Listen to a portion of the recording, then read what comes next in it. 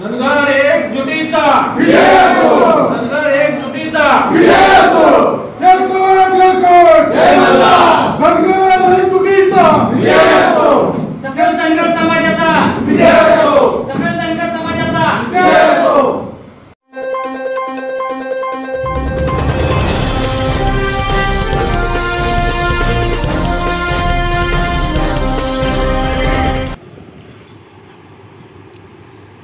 नमस्कार, वर्ल्ड हिंदू प्रेसमध्ये आपलं स्वागत आहे। आपण पाहतात वर्ल्ड हिंदू प्रेस।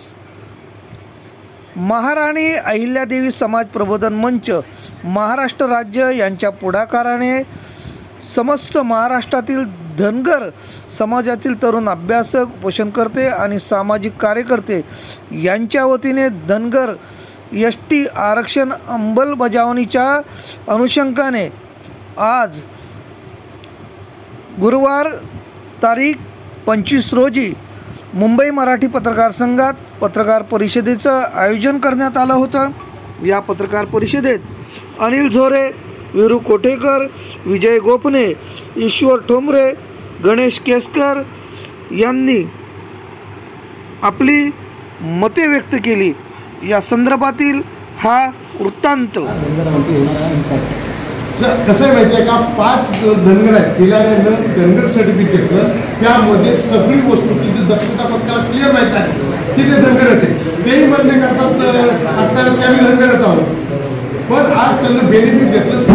2018 पासून आम्ही मेहनत करतो किंवा त्यांनी सगळं मान्य केले, परंतु याच्यामध्ये काही लोकांचा प्रस्ताव येऊन त्याचा पाठिंबा आहे। तुम्ही वस्तुस्थिती विचारात घेतली तर आज 30-35 आमचे आमदार होते धनगर समाजाचे आणि 8-9 खासदार होते। आम्हाला तो विषय म्हणायचा नाही। आमची पिढी, आमची मुलं, आमचं कुटुंब सुशिक्षित होऊ द्यावं, राजकारण हा विषय बाजूला झाला। पण 5 लोकांमुळे एवढा परिणाम होणार आहे का धनगर समाजावर, असं त्यांचं 5 लोकांमुळे ऐका, व्हॅलिडिटी झालेली आहे आणि ज्या ठिकाणी केल्याची व्हॅलिडिटी होते त्या व्हॅलिडिटीमुळेच कोर्टाला त्याची चौकशी करण्याचा अधिकार नाही हे सांगितलं ना। कशामुळे सांगितलं तर व्हॅलिडिटी होते त्यावेळेस त्यामध्ये 50 वर्षाचं रेकॉर्ड चेक केलं जातं। म्हणून हे नामदेव केलार याचा जे भाऊसाहेब नामदेव केलारच्या लिव्हिंग सर्टिफिकेट फाडाफोड करून तो पुरावा तयार करण्यात आला। तो पुरावा त्या काळातला आहे का? मी माझं 75 सर्टिफिकेट जाऊन तिथं फोडलं आणि तिथे जात बदलली त्या रकान्यामधली, तर ते पुरावा दाखवायचा। परंतु मेन उतारा चेक करून खरंच ती समाजाचा आहे का त्याची शाही चेक अस्तित्वात नाही करून त्याचा अक्षर चेक केलं पाहिजे, शाहीचा नमुना चेक केला पाहिजे आणि तिथला ग्रामसेवक, सरपंच या लोकांना अहवाल दिला की कसा दिला की मॅनेज होऊन दिला। आणि याच्या पाठीमागं जर धनगरांना एसटीचं आरक्षण मिळालं तर ह्या महाराष्ट्रात फार मोठी उलथापालथ होणार आहे। बरेच प्रस्ताविकांचे मतदारसंघ जाणार आहेत, अरे आमचा जीव चाललाय, आम्ही नाही तुमचे मतदारसंघ देत, आम्हाला नको खासदारी, नको आमदारकी, पण आमची मुलं शिकू द्या, समाजाच्या प्रभावात येऊ द्या।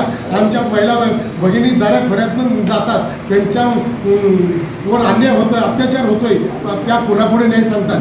त्यांच्या नवऱ्यासमोर, मुलासमोर अत्याचार होतो, त्यांची बकरी पळवली जातात, बिन पैशाचं सगळं मारहाण होते।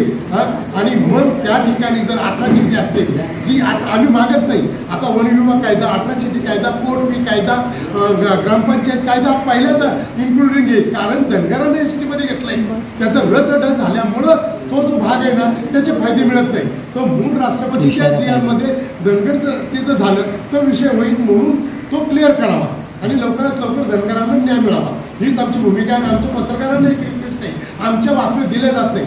कसं आहे, चुकीच्या पद्धती त्यांचे सर्टिफिकेट रद्द करावं ही आमची सर्वांच्या वतीने, प्रबोधन मंचाच्या वतीने मधु शिंदे साहेब असतील, पाचपोळ साहेब असतील, बघेल साहेब असतील, आमच्या सगळं जे वरिष्ठ मंडळांचं, सकल समाजा वरिष्ठ मंडळांचे वय झालेले आहे, ते अहोरात्र कष्ट करतात आणि या सगळ्याच्या कष्टाच्या फळाला आज प्रत्येक धनगर समाजानं आपल्या चहाच्या भोटातले पैसे या धनगर आरक्षणासाठी दिलेले आहेत आणि हा फार मोठा लढा लढलेला आहे।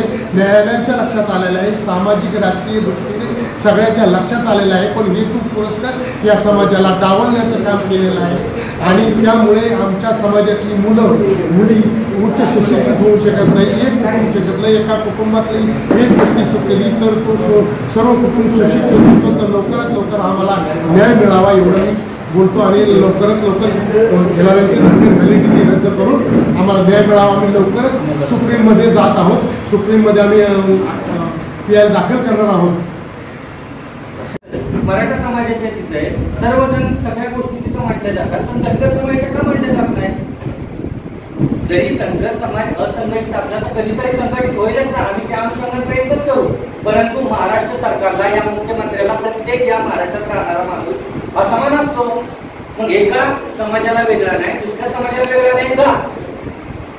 हे सगळे प्रश्न आमचे आहेत. आम्ही एवढे पोट तितकेने का बोलतोय? अहो, कितीतरी प्रॉब्लेम्स आहेत या समाजामध्ये. आता यांना बोलता सांगितलं, जर आमच्या महाराष्ट्रातल्या धनगर समाजावर जर लाठीचार्ज झाला किंवा वरिष्ठ जातीने किंवा कोणी त्यांच्यावर हल्ला केला, हा राहणार राहणार समाज कुठे जातो?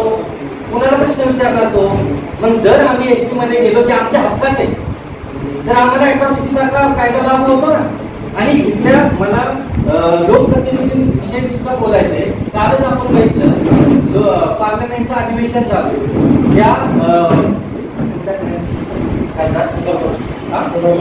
सोलापूरच्या खासदार, नवनिर्वाचित खासदार प्रणिती शिंदे, त्यांनी काल पार्लमेंटमध्ये आमचा विषय मराठा समाज आणि धनगर समाजाचा विषय मांडला आणि काय बोलल्या त्या, की धनगर समाज ST मध्ये सामील होण्यासाठी तिथं आंदोलन करतोय. कोण म्हणलं सामील होण्यासाठी करतोय? We are already there. आम्ही STच्या यादीमध्ये पहिल्यापासूनच आहोत. परंतु इथला ना लोकप्रतिनिधी आमचं म्हणणं समजून घेण्यासाठी तयार आहे, ना कोण आमचं म्हणणं समजून घेण्यासाठी तयार आहे. म्हणजे लोकप्रतिनिधींना तरी माहिती आहे का? मग तुम्ही फक्त काय फोटो सेशनसाठी येता का? धनगर आरक्षणाचे उपोषण चालू असेल तिथं.